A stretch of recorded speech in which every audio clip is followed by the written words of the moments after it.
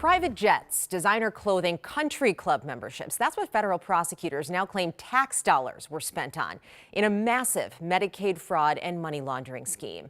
What was going on at Evergreen Recovery in St. Paul was first exposed in a KARE 11 investigation.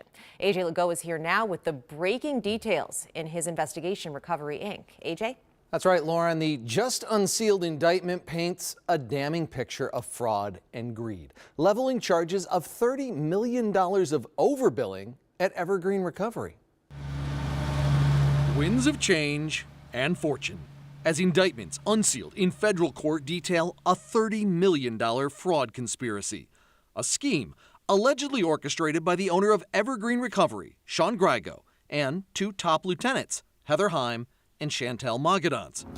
This morning, KARE 11 spotted Magadans and Heim on their way to turn themselves in to U.S. Marshals. They got rich through fraud, kickbacks, overbilling. Joe Thompson is the chief of the U.S. Attorney's Fraud and Public Corruption Section.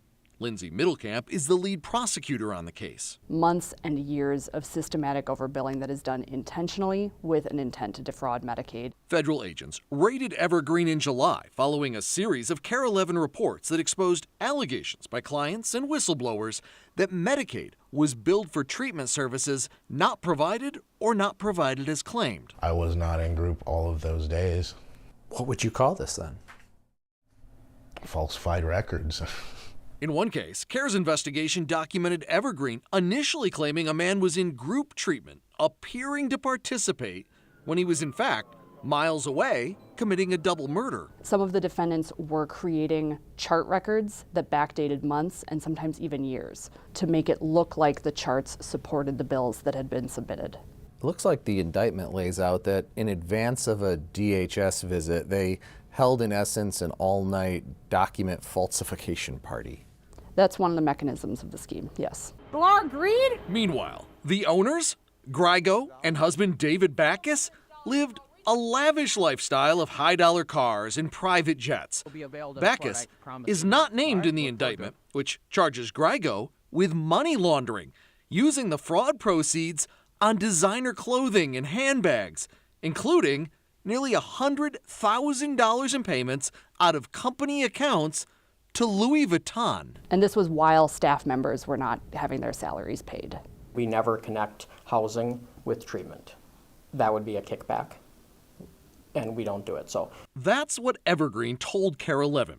But it's not true, according to the indictment, which claims Evergreen was offering free housing to clients as a kickback to get them into the program so they could then overbill Medicaid in their name. A provider that's paying kickbacks is probably overbilling to pay the cost of those kickbacks. That's what we saw here with Evergreen, and that's what's charged here. Today, two of the defendants were taken into custody and pled not guilty.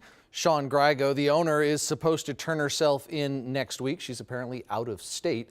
Evergreen Recovery shut down following that FBI raid this summer, and all their assets have been frozen by the court. For KARE 11 Investigates, I'm AJ Legault.